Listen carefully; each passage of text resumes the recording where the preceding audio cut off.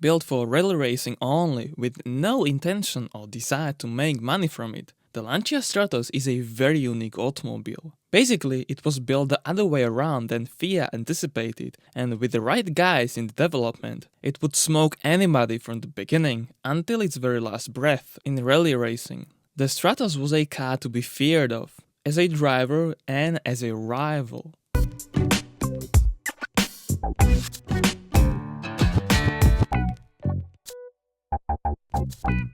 The Lancia Stratos is a story full of interesting events which are not common in average automobile development. It was actually created before Lancia even knew they wanted it. They only envisioned a successor of an aging Fulvia for rail racing, and an Italian carrozzeria studio offered them a potential design and a car layout.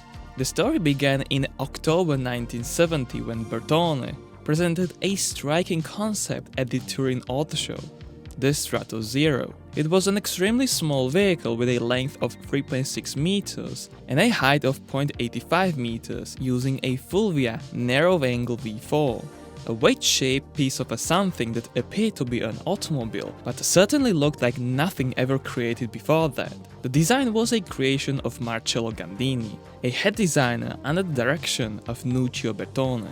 Gandini was responsible for designs like the Countach, Miura, Alfa Romeo Montreal, Renault 5 Turbo, and dozens of others. Bertone knew Lancia wanted a new rally car to replace the Fulvia, and they aimed to offer them a basic vision.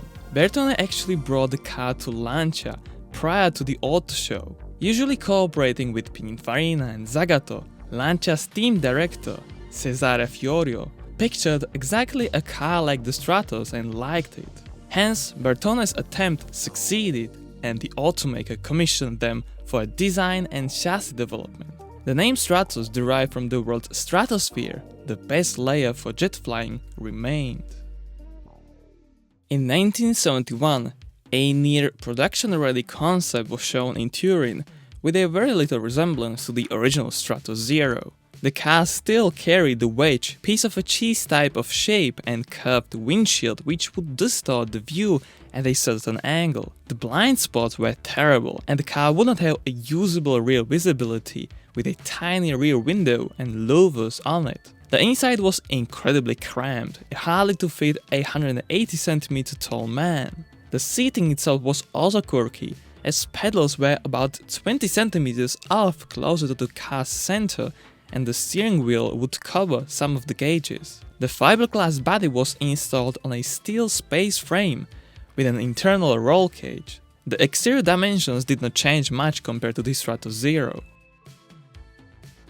A few interesting names were brought into development: Gianpaolo Dallara, an ex-chief engineer for Lamborghini, and Mike Parks, an ex-chief engineer at Ferrari, which both helped to develop the chassis. The car initially had the V4 inside, but it needed a proper power plant, and they were eyeing Dyna Ferrari's V6. Enzo was not fond of having a competitor using their own engine. Luckily, the Dino 246 was soon after discontinued, and Ferrari agreed to deliver enough engines for the Stratos project. Suspension-wise, in the front, the Stratos used double wishbones, while in the back, there were McPherson struts. Originally, double wishbones were used too, but ditched in favor of the McPhersons, which worked better on unpaved roads. The Group 4 model ran on Bilstein shocks with Eibach springs. The engine was pretty interesting too, as an hour-squared 2.4 liter. This cast iron block with aluminum heads made well over 260 horsepower, allegedly even over 300. Unusually, it has got a 65-degree V-angle to have as straight intake runners as possible. They were fed by a triplet of twin-barrel Weber carburetors with 80mm wide trumpets. Its billet aluminum pistons only had 2 piston rings each. The crank was of heat-treated steel, and the compression ratio of 14:1 was pretty high. A large set of 45/39mm inlet and outlet valves with 2 per cylinder using twin valve springs and 310-degree duration 11mm lift camshafts allowed it to run 8500 rpm easily.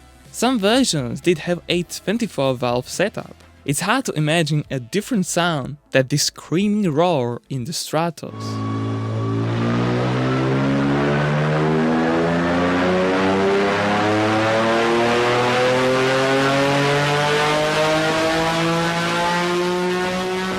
With the engine transversely mounted and gearbox at its side, the shortest possible gear sets allow the Stratos to hit 100 km/h in a little over 4 seconds. There was a clutch-type 40% limited slip differential and special Pirelli tires with a width of up to 275mm. It was necessary given its power and a 40 to 60 weight distribution. The Stradale version was not much that different, with a softer suspension, seats and turn signals to be technically inspection friendly. Naturally, the engine was more road friendly, with a less aggressive compression ratio, more compression rings on the pistons, and a lower power of 190 horsepower. As required by the rules, up to 492 cars were made in order to qualify for the racing. The two fuel tank setup on both sides carrying 80 liters of fuel was taken over from the Group 4. Fiat did not anticipate, prior to the Stratos, that an automaker would produce the purpose-built rally car and then homologate it somehow for roads. Although the car suffered from various reliability issues in the beginning, it was not serious enough to kill its initial success during testing in 1972 and 1973 before its rally homologation. Lancia was fully ready for rally racing in 1974 with drivers like Sandro Munari and Björn Woldegold. They both deserve credit, as the Lancia Stratos won the 1974, 1975 and 1976 WRC championships thanks to them. An interesting thing is that Munari was only able to win a WRC event in the Stratos. There were cars like the Alpine A110, Abarth 124, Opel Ascona, Saab 96 V4, Renault 17 Gandini and Toyota Celica on the grid, but the Lancia was a killer and tough opponent to beat.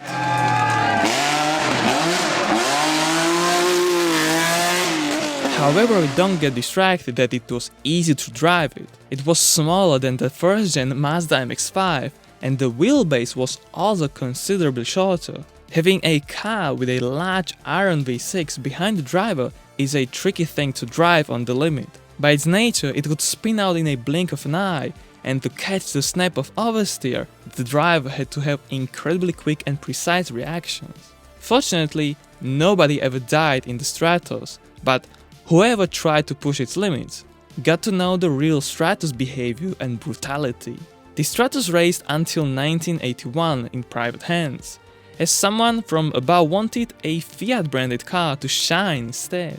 Introducing the Fiat 131, it was a great contender, but the Stratos was still a rival to beat, being able to win races until the very end. Under the behest of Mike Parks, the car was approved for Group 5, which was more of a tarmac racing.